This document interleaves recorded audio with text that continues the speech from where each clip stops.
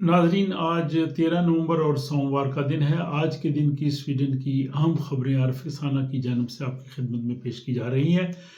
सबसे पहली खबर यह कि स्वीडिश दारुल हुकूमत स्टॉकहोम में सबसे बड़ी मस्जिद स्टॉकहोम मॉस्क के मरकजी दरवाजे पे कुछ शरपसंद लोगों ने निशानात लगाए हैं और साथ ही उन्होंने मस्जिद के इमाम को एक धमकी अमेज ख़त भी इरसाल किया है।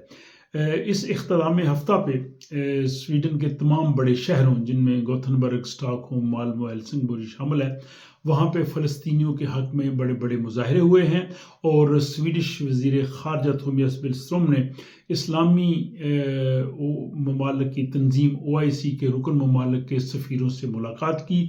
इस मुलाकात में मशरिक़ वस्ता और गज़ा की सूरत हाल पर बात हुई। अलावा इन सफ़ीरों ने स्वीडन में इस्लामफोबिया और कुरान हकीम जलाने जैसे मौज़ूआत पर भी गुफ्तगू हुई। गुफ्तगू के बाद इस्लामी ममालिक के सफ़ीरों और स्वीडिश वज़ीर ख़ारजा ने कहा कि ये मुलाकात जो है वो इंतहाई मुफीद रही। अगली खबर यह है कि स्वीडन में दवा साजी की एक कंपनी फार्मास्यूटिकल इंडस्ट्री ने एक डॉक्टर को 106 मिलियन स्वीडिश करोन अदा किए हैं ताकि उनकी अद्वियात की वो प्रमोशन कर सके। इस हवाले से उपसाला यूनिवर्सिटी के एक प्रोफेसर ने कहा है कि डॉक्टरों का और फार्मास्यूटिकल इंडस्ट्री का आपस में रब्ता होना ज़रूरी है, लेकिन इतनी बड़ी रकम का अदा करना जो है ये इंतहाई जो है वो तशवीशनाक सूरत हाल है।